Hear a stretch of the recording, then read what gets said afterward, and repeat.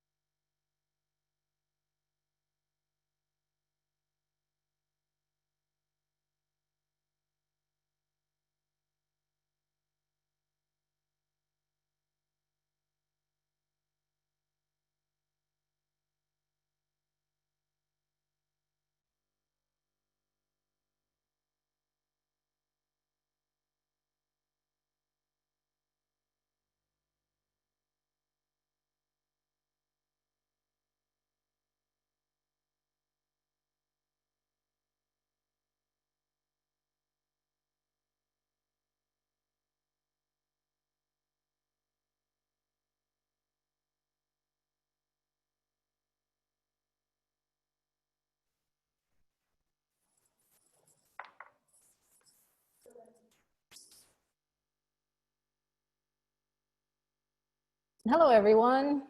Gonna assume you can all hear me fine, unless I hear otherwise. Good afternoon, thank you for joining us. We are really happy to have this conversation with everyone. And we have a lot of ground to cover in an hour, so I'm gonna go ahead and get started. People will continue to join us. I'm the Executive Director of the Urban Conservancy, and on behalf of the Urban Conservancy's board and staff, I want to thank you again for joining us. I'm sure it's going to be a worthwhile conversation about residential green stormwater infrastructure, or GSI, as I'm going to be referring to it throughout the presentation in New Orleans, and we're going to be going over our survey results. Before we start, I want to thank our UC staff who has made so much of FYI possible, and this event possible tonight. Abigail Sebton and Michelle Raschuti, who are here with me at the office in the room where we have trained probably about, or had workshops for about 250 homeowners. Some of you are on the call tonight, as well as some contractor training programs here too. So, and some of you are on the phone tonight. So, Christy Hitchcock, Marianne Miller, William Reinhardt, Claire Camagere are also part of our team, and I appreciate all their contributions to the success of the Front Yard Initiative. And so before we get started, I'm going to ask Abigail to go over a few housekeeping details. Hey everyone, this is Abigail. Just going to orient you a little bit to how we're going to be using Zoom tonight. As attendees, you all are all currently muted, and it will stay that way until later on in the conversation. Just to orient you to your screen, at the bottom of the screen, you'll probably see 3 different icons, one for chat, one for Q&A, and one for raising your hand. Under Q&A, you as an attendee can ask questions to the presenters publicly or anonymously.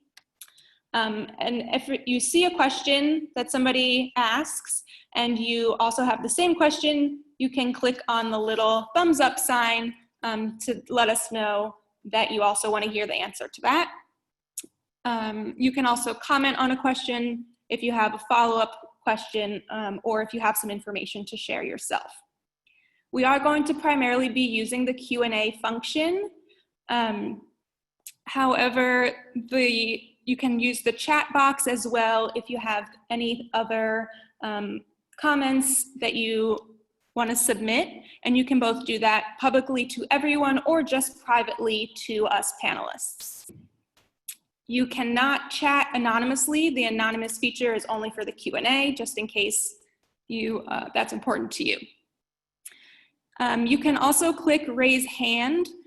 We probably won't get to that until a certain section of the presentation, but that just lets us know that you have something to contribute. And we'll see that on our end. So when we have time for you to speak, I'll have to click on my end, allow you to talk, and you'll have to click unmute yourself. Then you'll be able to speak to everyone, and I'll mute you again when you're done. And then I can also disable your ability to speak to everyone. So no worries on people over here in your chatter. I'll take care of all that. You can also lower your hand raise at any time if your question is already answered or you no longer want to share your comment. At around 6:30, we're also going to do a quick one-question poll that will pop up automatically on your screen, and you'll simply check off your selected answer and click submit. The poll will then disappear from your screen, and once everyone has voted, I'll share the results, and all results will be anonymous. So don't worry about anyone seeing your specific answer. And then finally, we will have time for discussion, but we will also stay on the call about 30 extra minutes until 7 p.m. to continue the conversation. So if we don't get to you within this 1 hour time frame, hold tight and we're here to talk after. So if you have any questions about that, go ahead and use the Q&A or chat, and I'm here. Thank you. Thanks, Abigail. Okay, so let's get started. I guess we can all probably agree that New Orleans has a water problem. We get a great deal of rain, over 64 inches a year, and it's coming in increasingly intense rainfalls. As yet, we haven't assigned enough place for it to soak in and spread out rather than overwhelming our pumping system periodically. Since 2015, the Urban Conservancy's Front Yard Initiative, we call it FYI for short, has helped property owners remove paving to reduce flooding and subsidence by incorporating GSI, green stormwater infrastructure, into their yards and public rights of way to hold water where it falls. FYI was originally conceived as a residential complement to stormwater management mandates put in place for large commercial and other redevelopments, which were required by the city's updated comprehensive zoning ordinance. That's just a little background for you. We were also trying to address excessive front yard paving, something that is grandfathered in after 5 years. So there was really no way to undo it unless people were incentivized to undo it. We have provided financial assistance in the form of a taxable incentive to 85 property owners and technical assistance to thousands more to catalyze the use of GSI on residential properties in New Orleans. To date, FYI has provided a total of $85,646 to be exact in financial incentives, ranging in amounts from $105 to $1,250 each, based on square feet of paving removed. And that's resulted in the removal of over 52,000 square feet of paving, which in turn has resulted in approximately 2 million gallons annually being diverted from our pumping systems. These projects have provided nearly $500,000 in economic stimulus to the green sector for goods and services procured. Most projects are a combination of sweat equity and contract labor, keeping average project costs between $5,000 and $6,000. Although project costs range from $120 to $35,244. So this translates into an investment of between $5 and $6 per gallon of storage capacity created.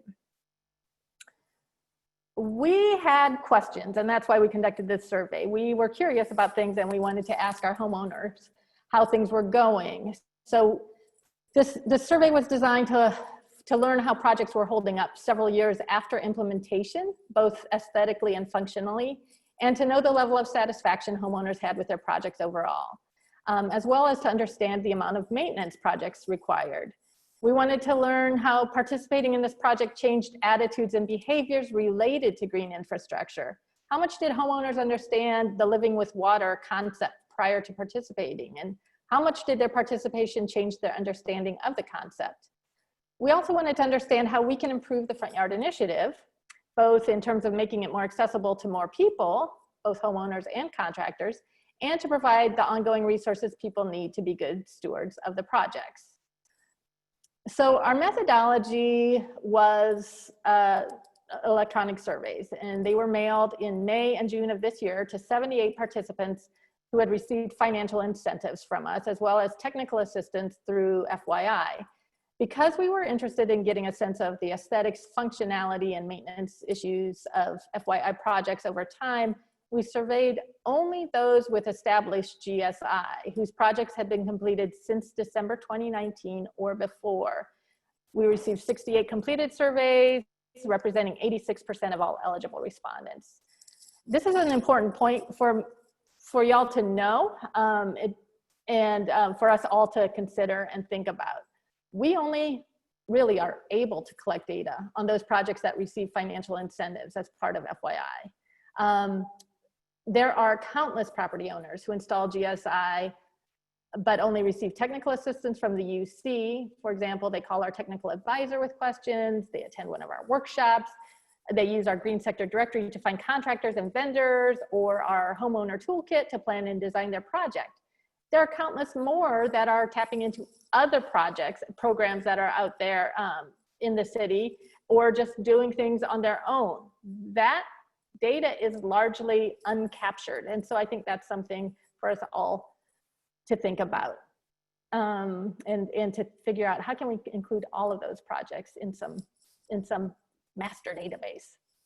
Would like to take about 10 minutes now to walk you through some of the key findings of the survey. And then, as Abigail said, for the remainder of the time, we're going to open this up as a listening session to hear from some of the homeowners and contractors who have installed residential GSI, to hear a little more about projects they've been involved with, and based on their experiences, their thoughts on how best to expand GSI implementation more broadly throughout New Orleans.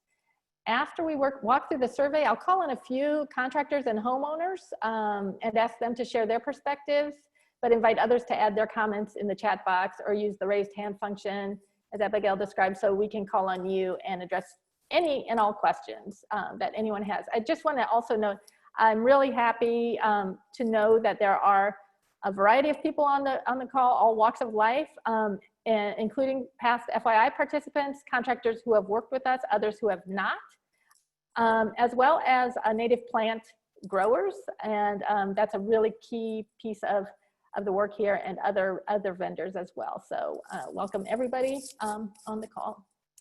All right, so let's go ahead and take a look at the survey.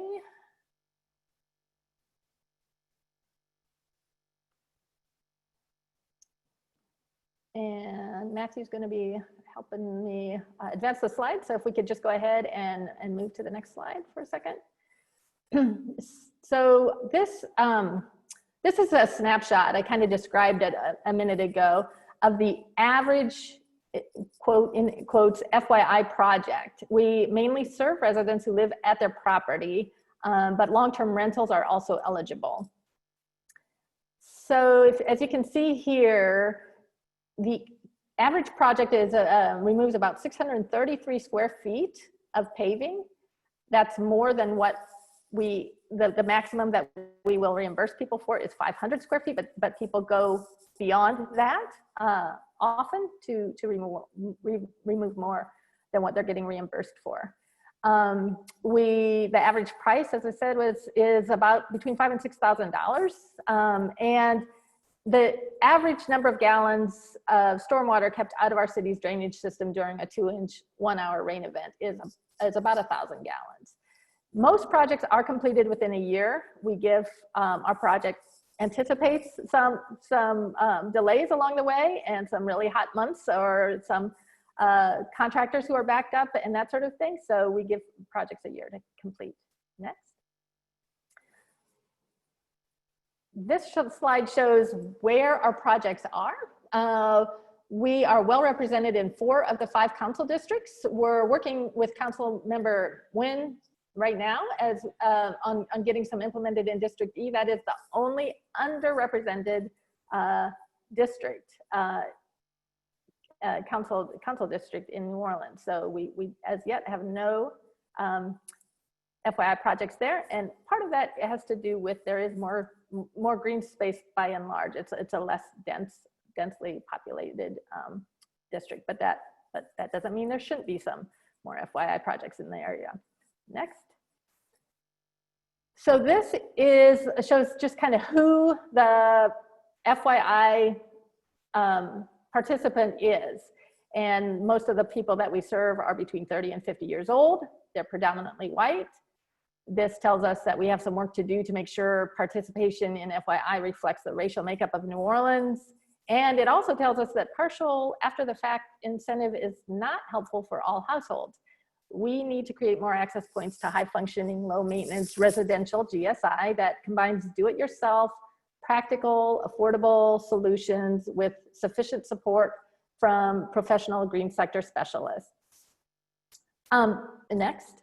And I'm going to just take a pause here. I'm not sure if Abigail mentioned this, but we are recording all of this, and this will all be up on our website tomorrow. So if people are just calling in and wondering what it is that the rest of us are looking at, this slide presentation will be available for everyone starting tomorrow. Okay, so green infrastructure and plantings was something we were also really curious about, and we asked folks about. So if we could go to the next one. One question we asked was, which green infrastructure measures are installed at your property, and asked people to check all that applied. And as you can see, native plants and shrubs are by far the most popular green infrastructure fixture. People have used a variety of interventions, but most went with the least cost-intensive options, and native plants and shrubs are among the least cost-intensive. But you can see that there is a really wide variety of interventions that people are experimenting with. Next. We asked, how have your native or non-invasive naturalized plants done since being planted? And most people's native plants are thriving. At least almost 95% are at least happy, and a lot of those are doing really well. We recognize that there's through comments that people made, that there's a lack of a full understanding of proper soil conditioning, and that was a challenge to getting plants established.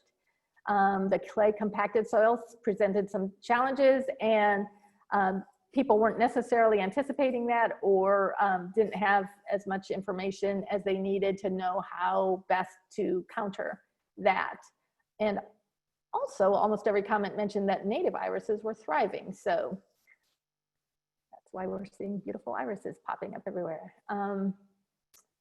Next. So we also asked if people had to replace any original native or non-invasive naturalized plantings, and most participants have not had to replace plants. So about 60% said that they have not had to replace plants, while 40% have had to replace a few, and a very, very small percentage had to replace all of them. This shows that we really need to recognize the dynamic nature of GSI as it grows, and communicate that to people who are installing it, that there were some shade and light issues after some of the plants grew larger. So as the things grew in, things changed, the conditions changed. And again, soil quality and conditioning came up, and so that's pointing to potential workshop opportunities in the future. Next. We asked, have you had to replace any original native or non-native, non-invasive naturalized plantings? Now this one is interesting because of those who have had to replace plants, most people know whether they're replanting with native plants, and the majority elected to use native plants. But it's also important to pay attention to that 26% who don't know. And that's, again, another educational opportunity. We should look at more opportunities for people to become familiar with what exactly we're talking about when we're talking about native or non-invasive naturalized plants. Okay, next.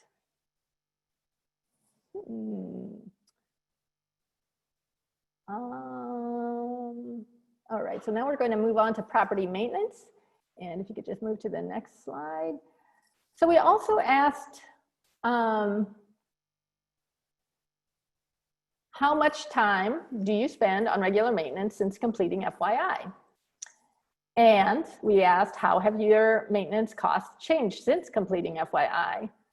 So almost half said that their time spent on regular maintenance has increased since completing FYI, while 1/3 said it has stayed about the same.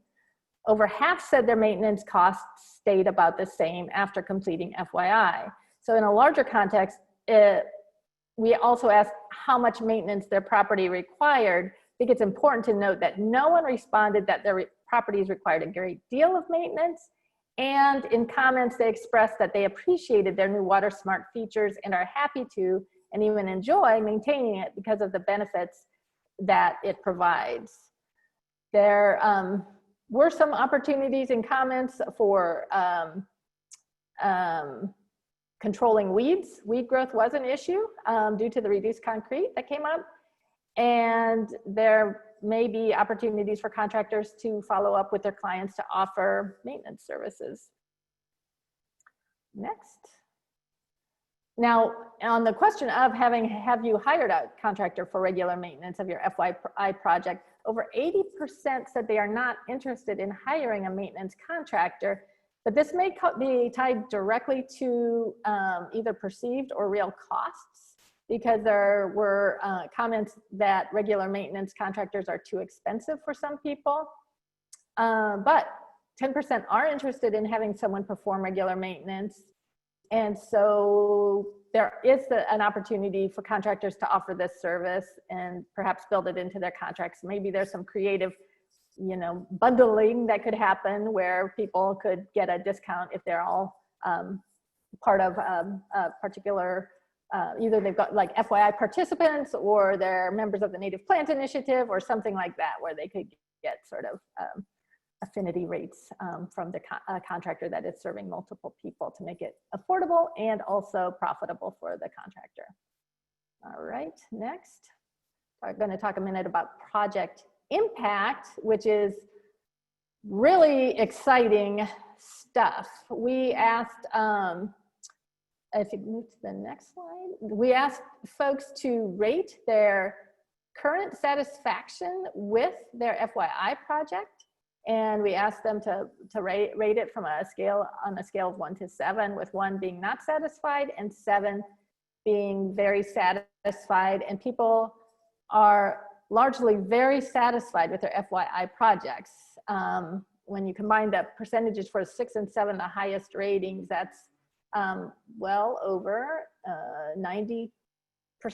So that is really exciting, especially when you think that some of these projects have been in the ground for as long as 4 years. Next. And this is really, really important. So just take a minute to look at that slide and see what those bars mean.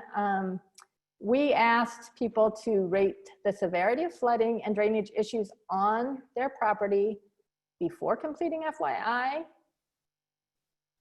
after completing FYI, and now. So immediately after and now.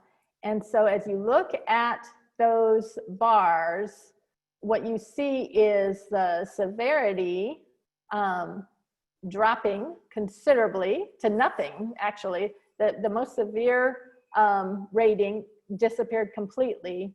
And the severity, not only did it improve after installation, but it continues to improve. So over time, now people are seeing even more benefits in terms of reduced severity of flooding and improved drainage issues on their property than they did immediately following the installation.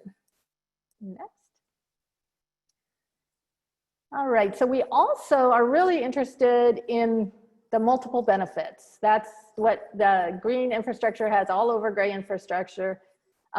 Every time, in that it can provide more than the single pump it out get the streets dry, gray infrastructure benefit, and it can provide a variety of benefits. So we were really curious what people were noticing and what people understood to be some of the other benefits besides the reduced flooding and improved drainage issues on their property. And so we asked, which of the following benefits have you seen as a result of your FYI project? Most people reported at least 2 benefits from their FYI projects. More people reported the presence of positive effects than the removal of negative effects. So there were increased pollinators, there was more time spent outside, as opposed to things like less localized flooding.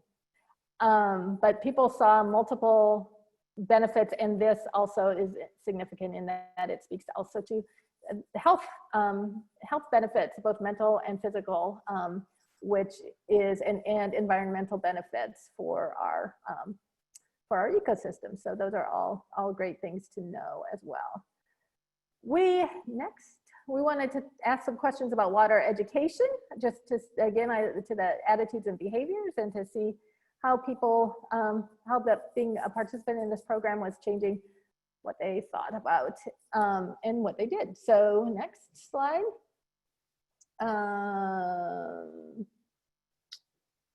So we asked a question about the green sector.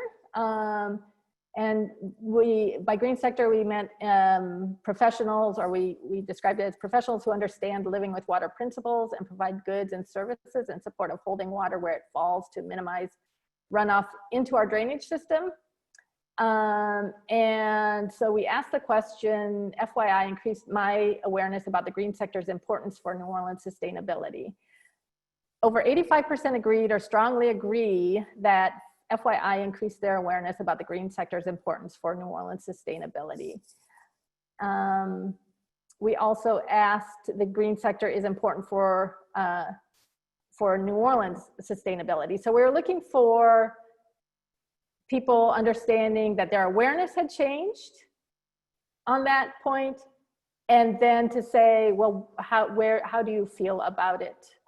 How important is it? So the fact that people's 85% strongly agree that FYI increased their awareness, and then at this point in time, they will say over 90% will also strongly agree that the green sector is important for New Orleans sustainability, points to some directions we can go in terms of building up the green sector and creating pathways into that sector for contractors and green sector specialists.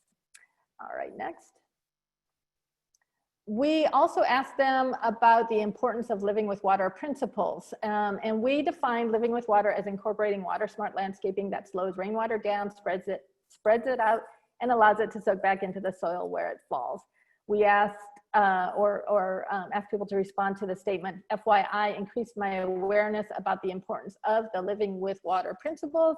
Again, seeing if being a participant in FYI actually changed how people felt, and over 85% agreed or strongly agreed that FYI increased their awareness.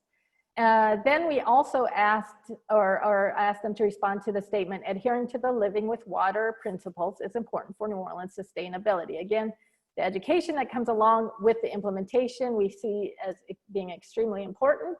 So first, just having this shared vocabulary, everybody understand what we're talking about when we talk as a community about living with water is important, but then also the fact that 90% strongly agree that living with water is important for New Orleans sustainability, and knowing that that is something that probably is higher now than if we had asked them before they had participated in FYI. Okay, next. We also asked them about the financing, about the dollar part of the incentive programs, since dollars are always limited. And so that unfortunately limits participation for some people.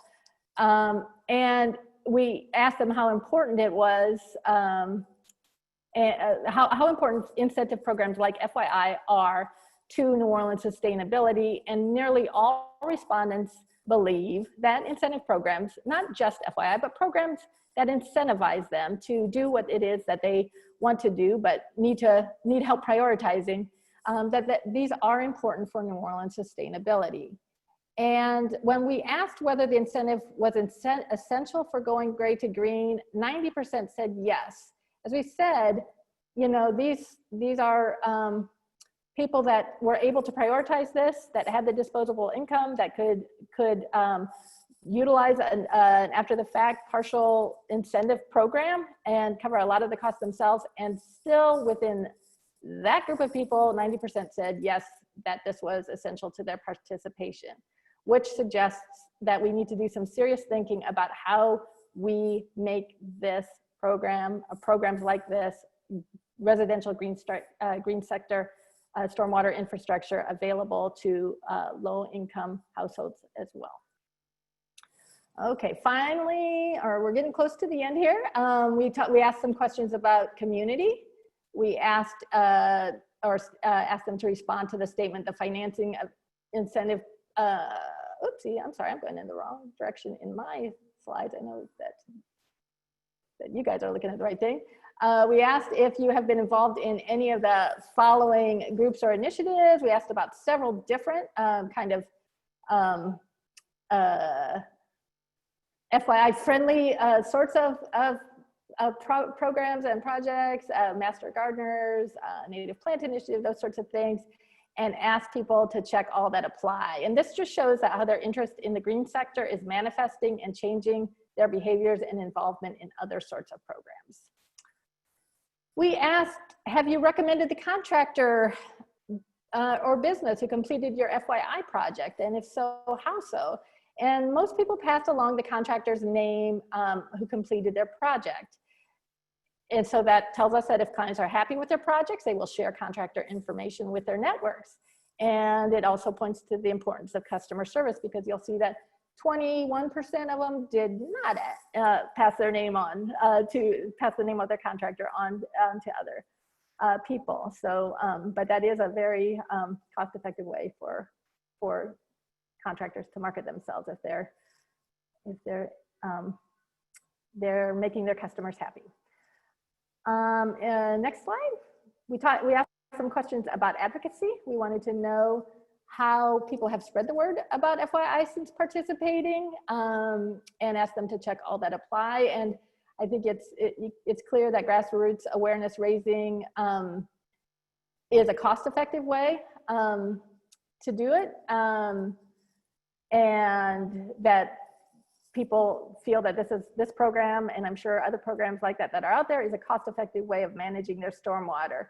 So most people have spread the word about FYI via word of mouth, and some have also set up yard signs or spread the word on social media. Okay, next, we asked contractors to share ideas, reflections, recommendations, or stories about their FYI project or the program, and we've pulled a couple of those out here. And these are just a couple of the takeaways that struck us as opportunities for future education and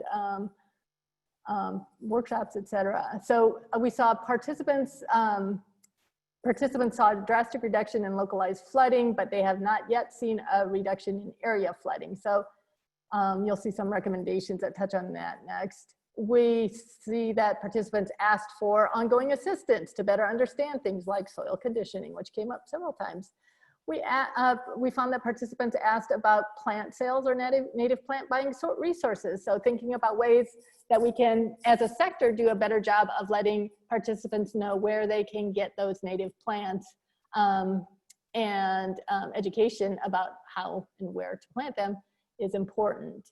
And also, some of the participants took the opportunity to explain that while their costs have gone up, so has the flood security and enjoyment of their yard. So I think that's really important to note.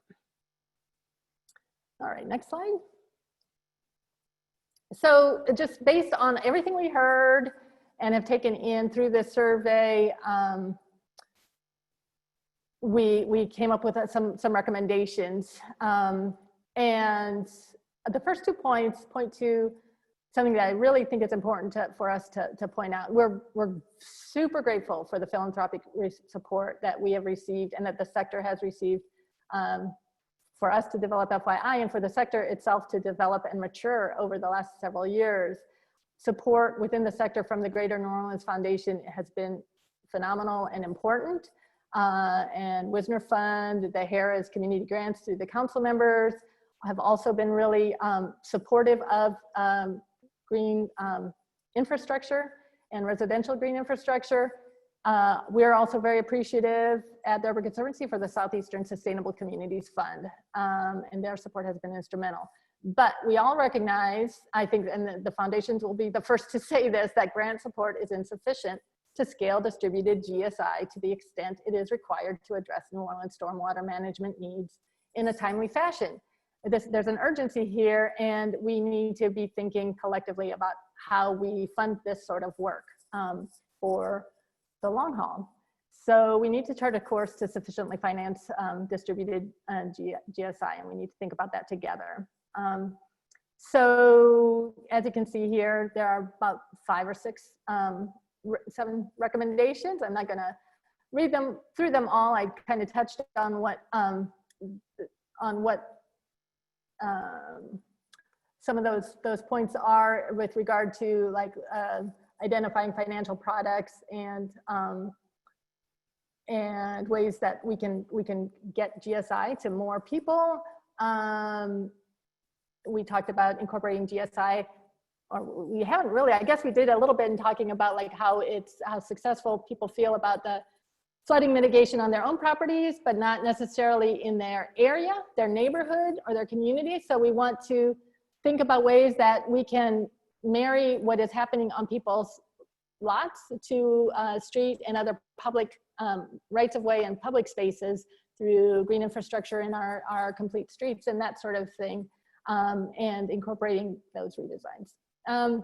We want to identify and address gaps in supply chains for products and services. And we definitely want to invest not only in green sector training that creates the pathways for all businesses, but in particular our minority and women-owned businesses that are underrepresented, but also investing in the homeowner interest that is out there and their knowledge at this point too. They know so much, and we need to continue to incentivize them to be our best ambassadors. Finally, I think it's really important that we think collectively about developing data-driven community benchmarks to measure progress and determine what those questions are that we want to be measuring as a sector. And those are just some of the recommendations that we've come up with, and would love to hear what other folks have to say as well. So I think if you want to slide to the next slide. For the next steps for FYI, this is what we see coming out of this for us, like in the near future, is connecting homeowners to workshops, either our own or those conducted by others on the topics that have come up, like soil conditioning and native plants. We want to work with partners to develop standards, goal setting with residential water storage capacity, and determine realistic and replicable dollar per gallon storage, those sorts of questions. We'd love to dig into that a little bit more. And we would love to work with partners to identify ways to expand access to high functioning, affordable residential GSI with manageable maintenance requirements. So these are some of the things that are top of mind for us as we look at this survey. Next slide. So I want to thank everybody for sitting with us through that. And now what I'd like to do is to open this up and ask a couple of homeowners and contractors to say a few things. I'm asking people to keep it to, you can keep your comments to 3 minutes. That'll leave us a little time at the end. As Abigail said, we are happy to hang around here until 7 and keep the room open for anybody who would like to continue to talk, doesn't get their question answered. But let's just get started now. Again, we're asking some folks to describe their involvement with FYI FYI, tell us a little bit about their projects and what you see as next steps to equitably expand residential GSI implementation in New Orleans. Kyle Digby, well, I'm going to say, well, Kyle will go first, and let's see, I think we've got a picture to share with you of his work as he speaks. Go ahead, Kyle.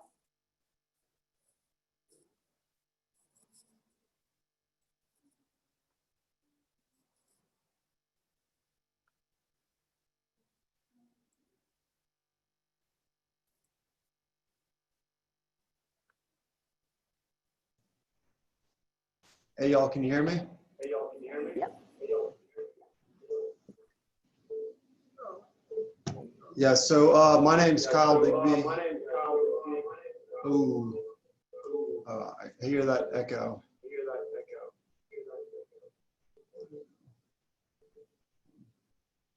One second.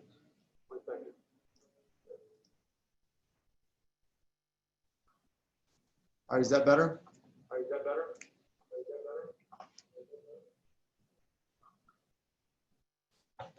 Okay, my name is Kyle Digby. My house is in Bywater. I was able to remove 150 square feet of concrete from my front yard. And is that better?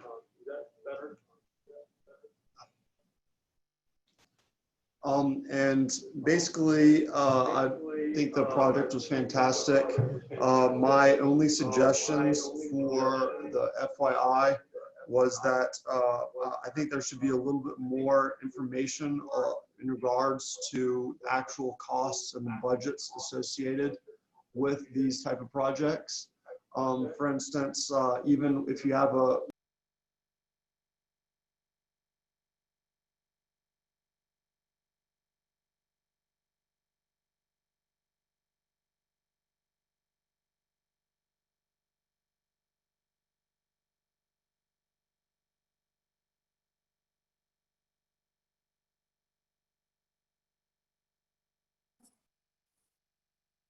Hey, Kyle, we'll move on and see if we can figure that out. I'm not sure, we're all muted, so I'm not sure what's causing that echo, but I'm gonna move to Carlos and then we'll jump back to you in a second, okay? Carlos?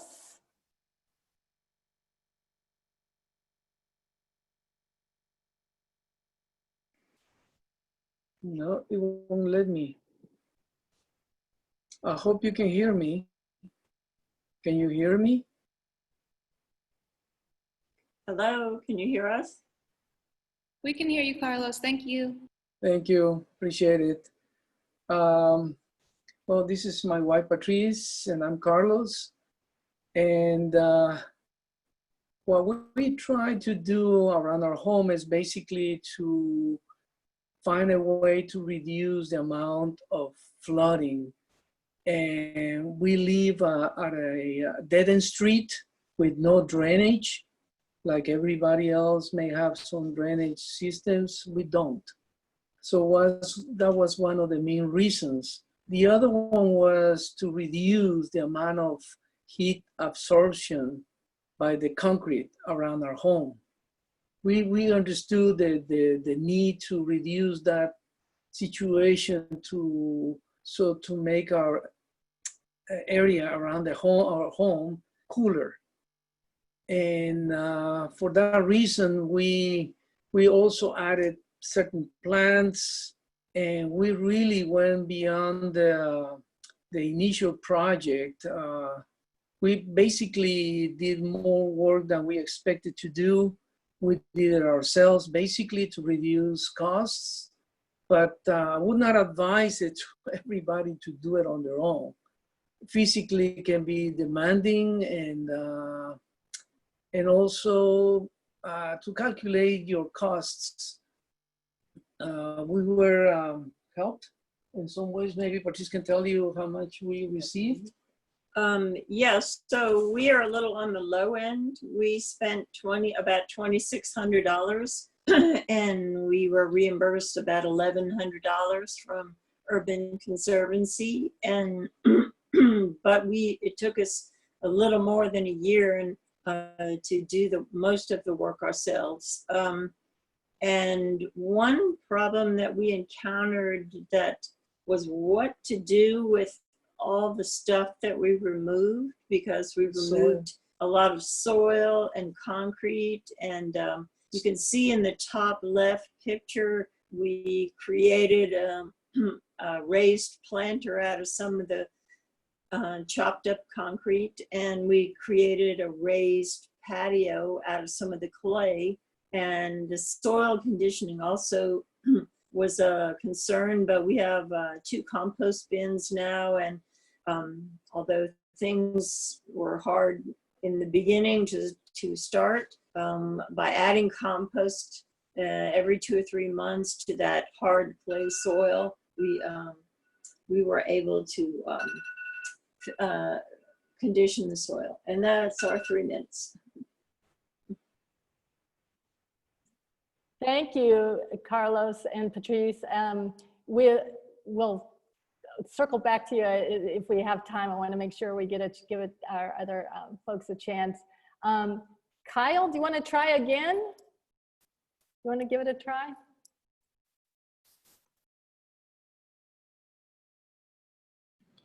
Hey, can you hear me now? A little bit better?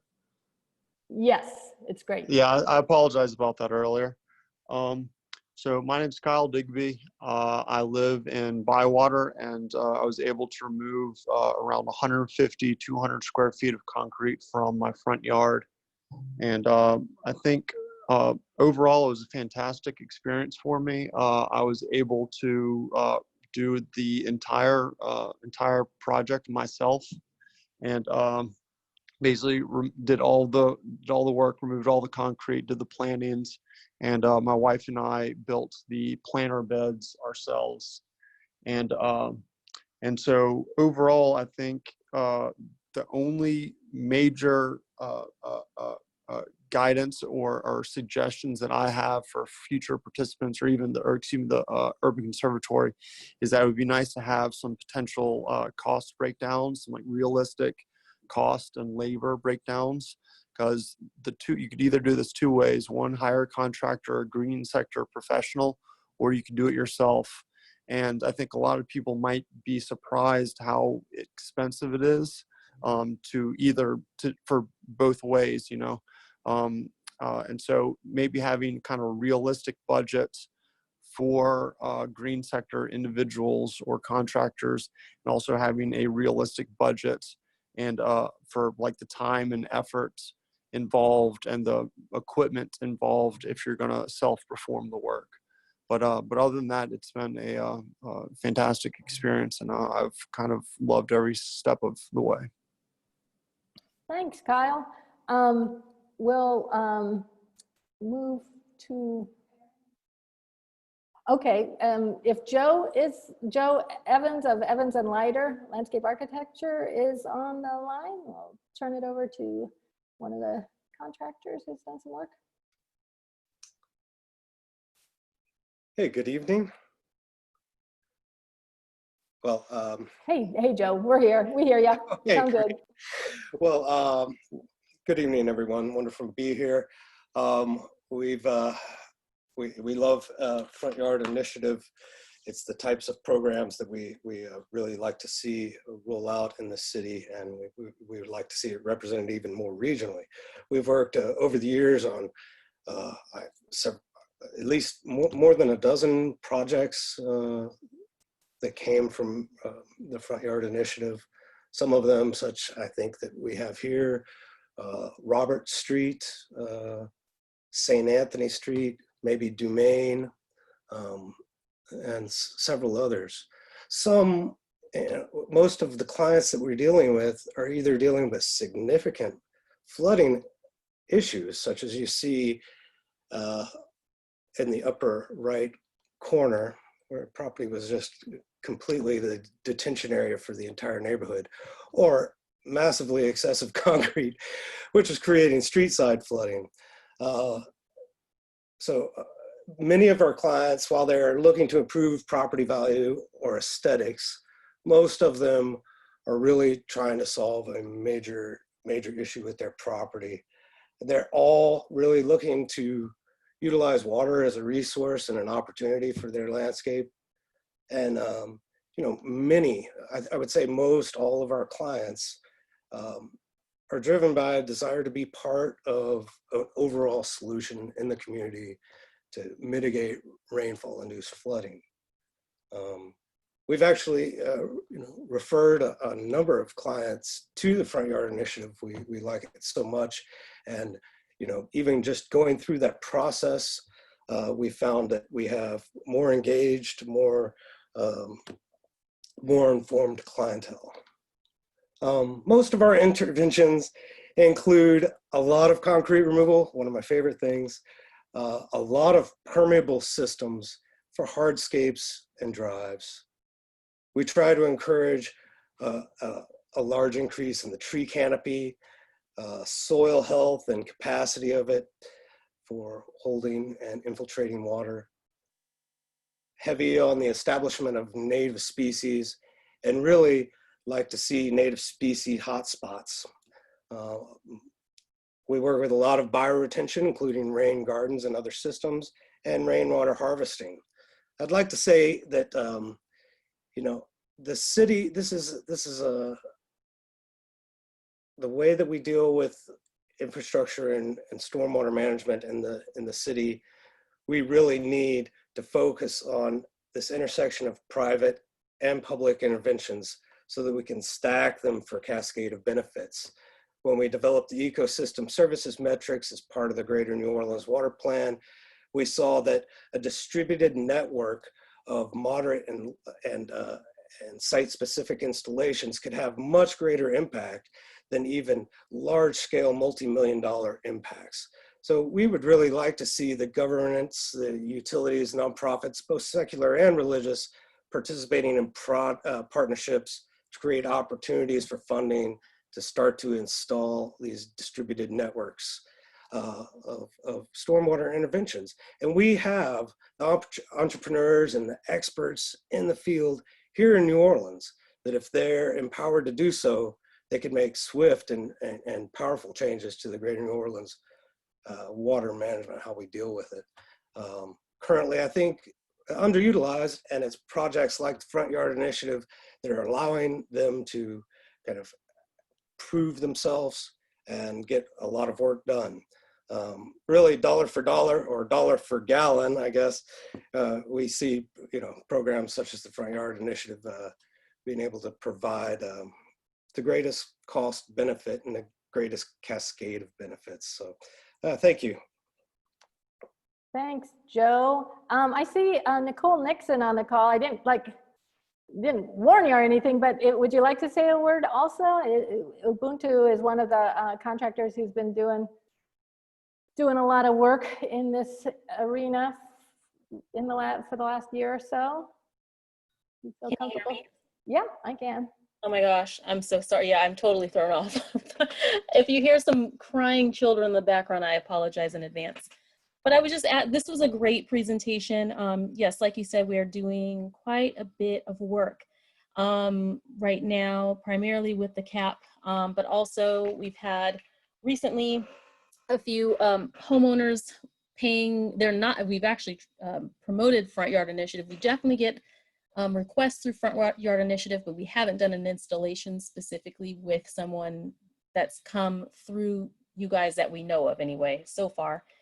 We've had a few people lately that have done some out of pocket on their own without any assistance that we know of.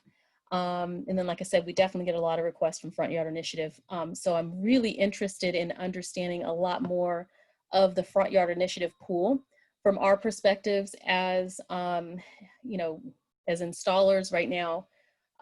We're seeing a lot of things. I'm not gonna, 3 minutes, okay. So let me just focus on Front Yard Initiative. I put a couple of questions in. Native plants and shrubs were most commonly used. That's what you had in the presentation. Was there any information on what was most effective? I'm curious. I mean, there's so many ways that these things are installed. So I'm like, how deep did they dig? you know, what types of plants. I mean, I'm just curious, especially in, we do a lot of pavers. We lay a lot of pavers. And between pavers and infiltration trenches, those are typically the deeper interventions. But we still we do a lot of planting as well. So I'm just curious on which intervention, at least, you know, subjectively from the eye, from the homeowner, like what was most effective. I'm guessing they would say native plants and shrubs if they did more planting than anything else. My second question, was there any information gathered on the contractor experience?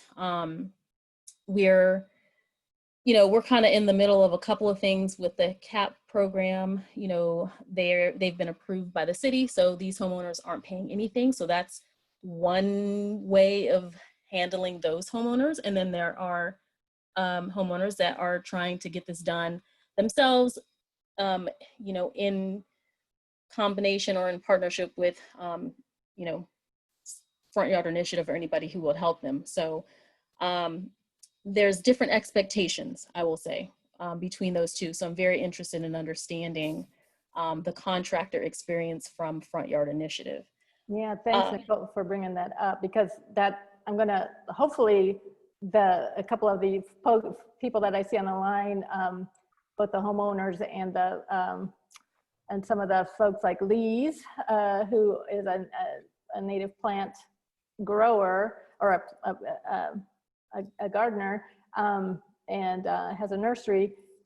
We can circle back to that. I want to also, though, touch on what you just said, because that's a really excellent point. And no, this survey was specifically to homeowners, but yes, absolutely, we need to understand more about what works and what doesn't work from the contractor perspective, for the very reason that you talk about, and even what Kyle and Carlos were talking about in terms of sort of the price points that work and what's affordable and effective and accessible. You know, what can people actually do, and is that also what can contractors afford to do it? You know, at the price points people are expecting or can handle. I'm going to our last person that I asked to say something on the call here is Chuck Morse, and maybe, yep, there he is. So if Chuck, because he can speak, I think, to some of that about the contractor. Chuck is the executive director of Thrive, and has worked to create some training opportunities for green sector, newcomers to the green sector profession. So Chuck, you wanna say a few words? Sure, thank you, Dana. And first and foremost, thank you for your partnership. We're really, really excited about the work that's being done through the Front Yard Initiative. As I hear Nicole's voice, I think about her and Greg, as they've come through our program. At Thrive, we train companies to be GI installers. Joe Evans is our main professor there. But I guess the key thing is, one of the things that we talked about is, you know, what are some of the hindrances to people getting involved in this space, and especially people of color. You know, as I think about it, you know, one thing is education. There's a lot of small businesses don't really get and understand the importance and value of this work. Many of them are landscapers, but they can take that next leap and get involved in GI projects. Another thing is access to capital. To do this work, I'm sure Nicole will co-sign this, you really have to have access to capital, and sometimes is a hindrance for all companies, but also minority companies to get that, so they can be part of this emerging economy, as I call it. And then also, what are the on-ramps? You know, you got to have an on-ramp. I think for Nicole and Greg, Ubuntu is the fact that they are part of the Gentili CAP program, which we are part of as an organization. But that's an on-ramp for them. They are getting invaluable experience through that process. So those are some of the things I think that are hindrances to people of color and small business of color getting involved. But also, you got to have the staying power. I got 3 minutes, Dana. I'm going to be finished in 3 minutes. But it's also about balancing your business. You know, some folks are doing landscaping, And then there are opportunities also to do GI projects, but they got so much business doing landscaping, they're not willing to let the maintenance part go to get involved in the GI project. So we got to really have more of those types of projects as they move forward. You know, what are some of the growing pains? There are a lot of growing pains as it relates to being a contractor in this space. And there's a learning. I don't care how much you get taught by the greatest. There's still a learning that you have to have. And there's still some things that are innate, some things that you really have to have in your toolbox to be successful. So the good news is that I see small companies or companies like Macedon here that I see some of the work they've done, who've also come through our program, who's done a tremendous job also. So we're very excited about the people we train. How can we get people that homeowners that are, you know, that are in low income homeowners, how can they be able to partake and be able to get green GI installed in their on their properties? You know, again, tax incentives, Dana mentioned earlier, grants, private and public, you know, financial products and subsidies. You know, again, it doesn't matter when it rains. It doesn't decide on whether it's going to rain on a black person's house, a white person's house, or a Hispanic house, or Asian house. It's just going to rain on a house. So we are got to understand that we're all in this together, and that we all got to realize that we got to pool our resources together and come together as a team to make sure that we come together to make sure that everyone can be part of the solution, because we're all in this together. And one person's house not being one or two people not being good stewards in your neighborhood could impact the rest of the block. One of the things that I see also is that the ownership versus rentals. There's a lot of rentals in our city. And how do we deal with rentals versus ownership? So we got to be very careful that as we help those homes that are being rented, that the owners increase the value of those homes, that we don't enhance gentrification in neighborhoods where the homeowner is now going to sell their house because we have done all this great stuff to enhance the property value. We have seen that in the Untitled Chapter program, to be honest with you. So we got to be very, very, very, very careful about that.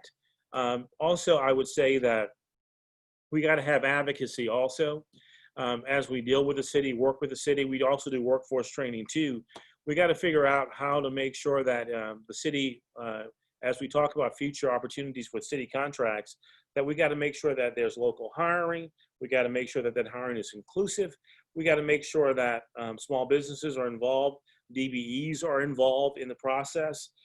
This will take us a long way collectively in making sure that we can be good stewards of our city, and we can mitigate some of the stormwater management challenges that we have. Dana, you know, you and I are working with Hoffman Triangle Neighborhood Association. We're working with United by Water. We cannot forget the churches. Got a lot of churches in our city. We've got to help them also mitigate their flood concerns. And then also, you know, we've done some work with the Tulane Canal Neighborhood Association. And also, I've been able to link some small businesses to some of our anchor institutions in our city, like LCMC, of course, the University Hospital, Auctioner, and those sorts of things. But I guess in closing, I would like to say that we have to work together. We got to, like, and Joe said it, and I think he said it, he'll say it more eloquently than I said it. We got to work together, pool our resources together, and come together to make sure that we are leveraging our dollars, that we're leveraging our projects to work together to make sure that we can get the most out of the resources that we have. Dana, thank you for your time. Thank you, Chuck. And on that note, we're going to wrap up the formal part. If anybody has to leave, that's fine. But if people want to stick around, Abigail, turn it over to Abigail, but we'll turn on microphones. As we said, also just a reminder, all of this will be up on our website as of tomorrow. But Abigail?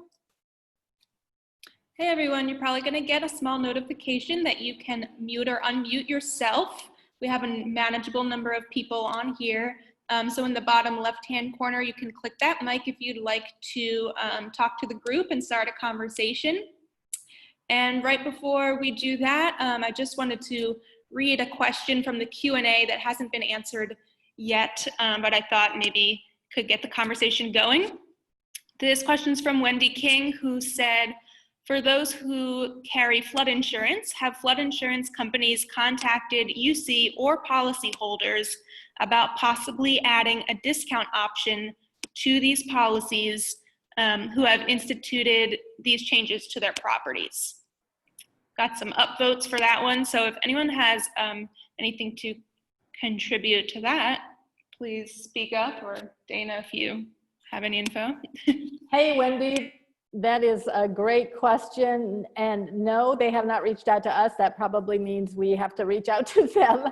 But I'd be curious to hear if any homeowners have talked to their insurance companies about that. There's a lot more work that we can do. Also, again, to that collective idea in terms of our community insurance ratings by presenting this information. I will say, realtors that are looking for selling points, to Chuck's point as well, regarding property values, that green infrastructure is starting to make its way into how they are, rating properties or looking at amenities that properties have. But does anybody have anything to say about that insurance question?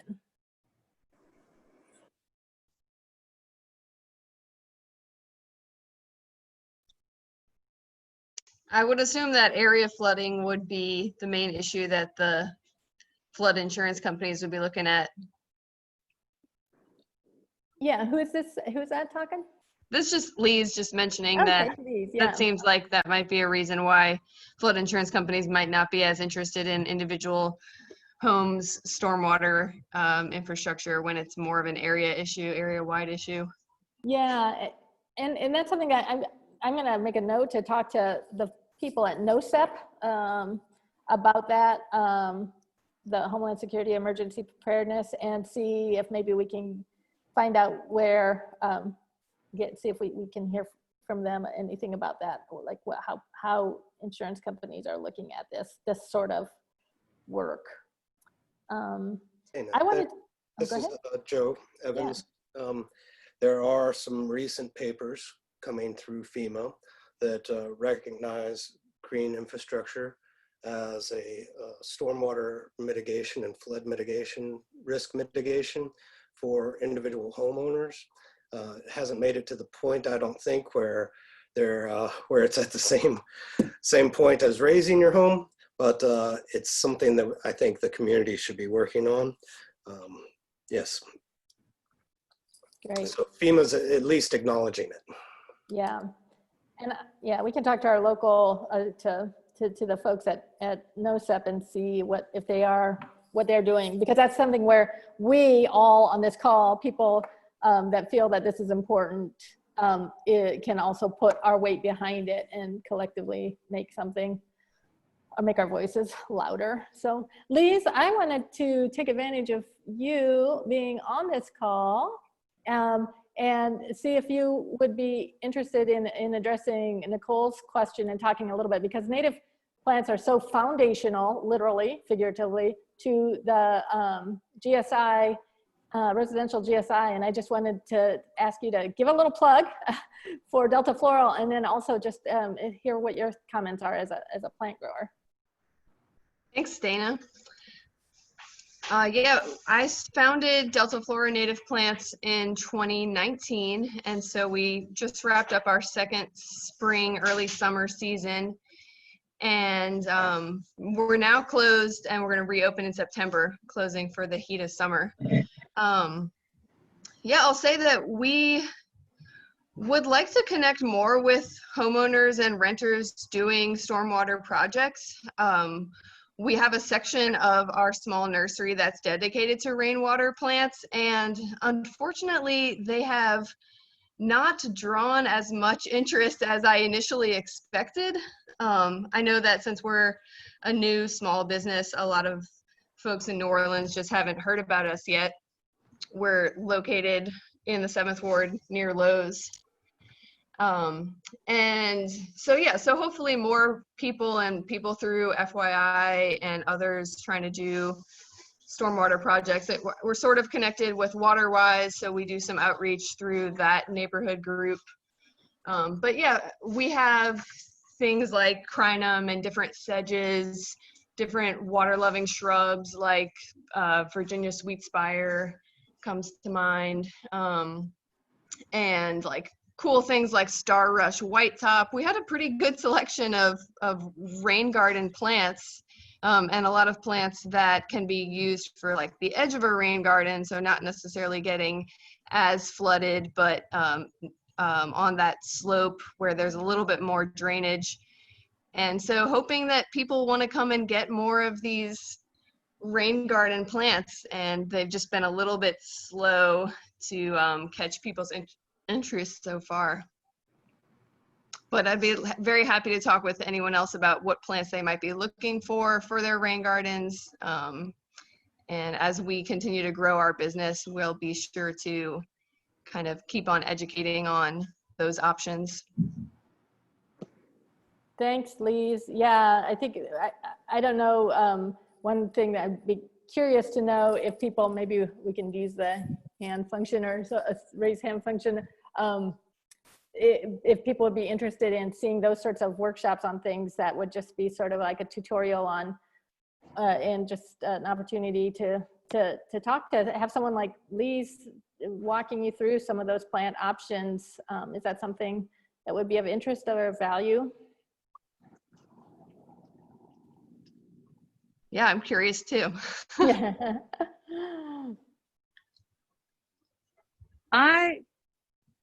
Lise, I saw a post today with local rain garden installations that were being touted by the city with tropical butterfly weed, which made me sad, of course. So do you have local and native butterfly weed that's healthy and safe here? We do carry the native milkweeds. Yeah, the swamp milkweed and aquatic milkweed. Oh, that's fantastic. I think that's something people don't understand very well. And so for you to have that and to be able to offer that is something people need to understand is so much better than the tropicals. Yeah, that's a great point, Christy. I think that the monarch butterflies are a really charismatic species that people get excited about and want to support. And I am glad that we can offer those particular plants, although I'm also very passionate about all of the other wildlife and ecological systems that native plants support besides monarchs. So there's so many native plants that support other butterflies and moths too that can be added to the landscape. Well, you can't see my t-shirt, but it has a picture of a bee that says, "If I die, I'm taking you with me." So I get that. Yeah. So, yes, I appreciate that. So I'll look forward to September. Thanks, Christy. Lise, Carlos wants to know if you have a website. We don't. We mostly stay up to date on Facebook and Instagram. So if you search Delta Flora Native Plants on Facebook, we'll turn up in there. Thank you. Carlos, does anyone have any questions for Kyle or Carlos or Patrice, or Carlos or Kyle or Patrice? Is there anything else that you wanted to add to your comments? May I say something? Sure. I think someone, I forgot who it was, I think it was Joe, I believe, that mentioned about reaching poor areas, or, you know, people that may not have necessarily the education or the money to do this type of projects. To me, the lack of clients per se is due to the lack of advertisement. What I mean is educational advertisement and gatherings, and to find ways to bring awareness to different areas where it's needed, really, to create this type of awareness and understanding that people need to be helped. We need to share this type of projects and ideas, because it's beneficial to the collective, you know, to the whole community. But I was thinking, right now, due to the virus, we cannot do so many things, but when the time comes, I was going to suggest to select different areas, visit the neighborhood, meet the neighbors, and bring them together, and maybe have like a music band, food, and bring all these experts and all the people together to share their experiences and their services. But one of the things that is really missing is funding, I would say. And that would be the crucial part of it, to figure out where to get the money from to initiate these type of projects. And once they're done, I will say give tours to people to see the result of these efforts, to see the benefits of these efforts. And it would be beneficial to all these guys and girls that do this type of work for a living, and they will be able to get more clientele. So to bring awareness and to be more involved directly with those communities, with those areas where it's needed, I would say is missing. Thank you. Dan Johnson, I hate to, ta-da! Would you like to say a couple things? I just know that you're very, very, very immersed in this work, and as a contractor, Green Man Dan, do you have any comments to add?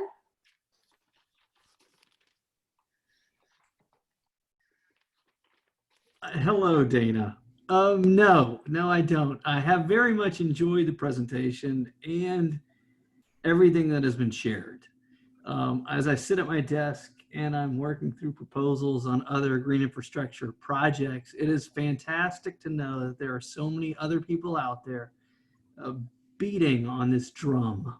And as much as it feels like sometimes I'm the only one pushing a stone, it is fantastic to see everything that's being done. I love you so much. Thank you. I'm going to hang up now. Wow, I love you too, Green Man Dan. So there's a question here from Richard about a specific tree that he loves in the wild. It is Carpinus caroliniana. Has it done well when planted in the New Orleans urban environment? I'd like to know if it has any special needs to be successful. So turning that over to somebody with a green thumb.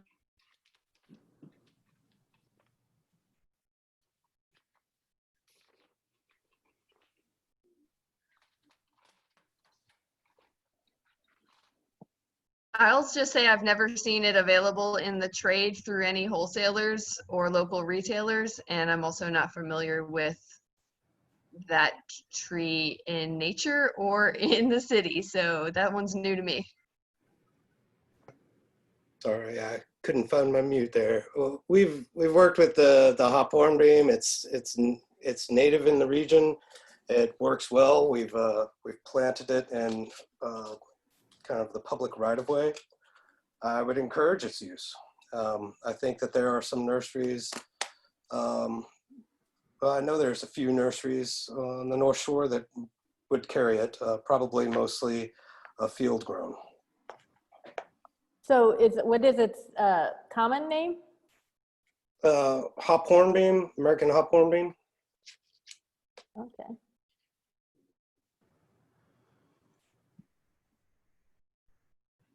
I'm curious about Carlos's experience. If you could tell us about your experience with laying that that true grid by yourself. How'd that go?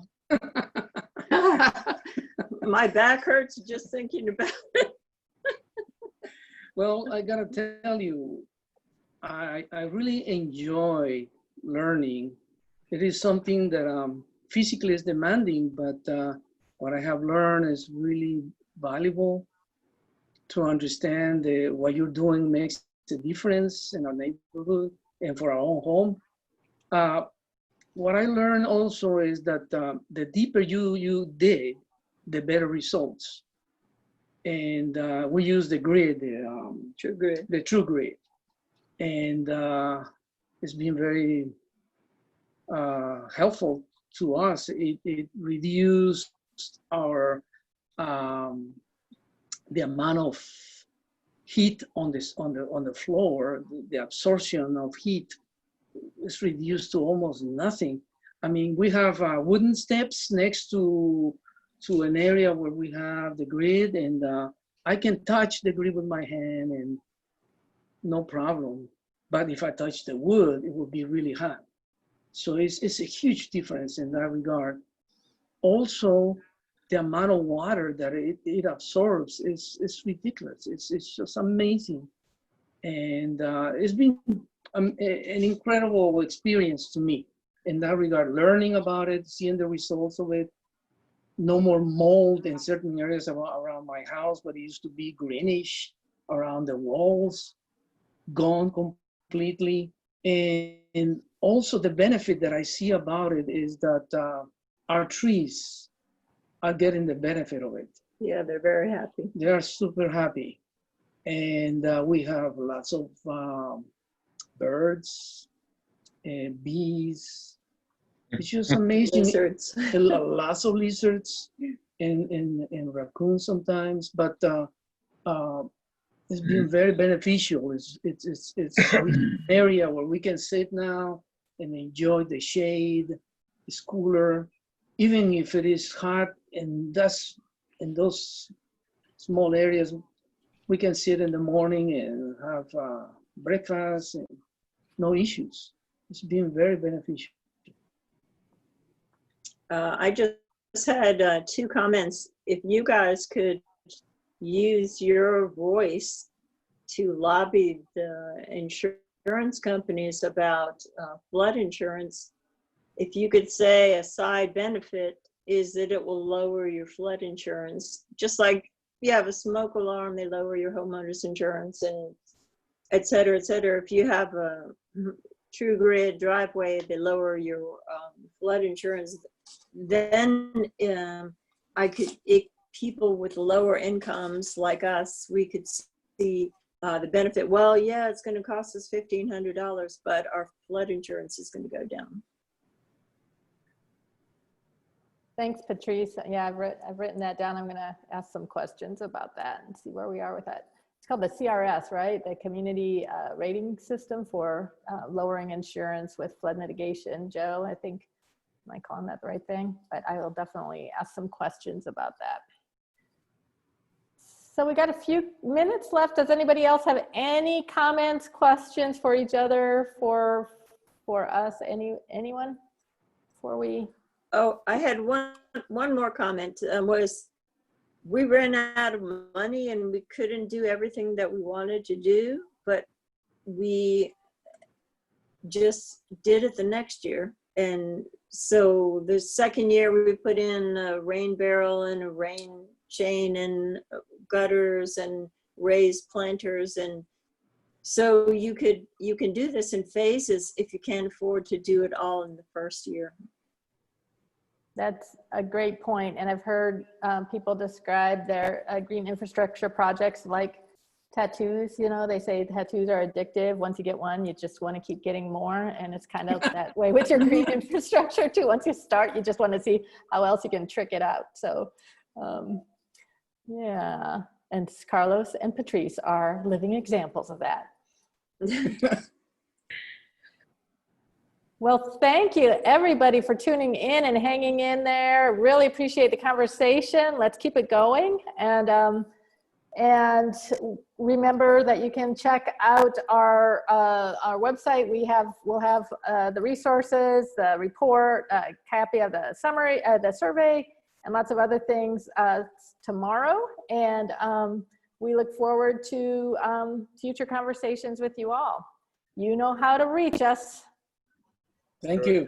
Thank you, Thank Dana. you all. Thank you. Thank you. Bye-bye. Have a good evening. Thank you.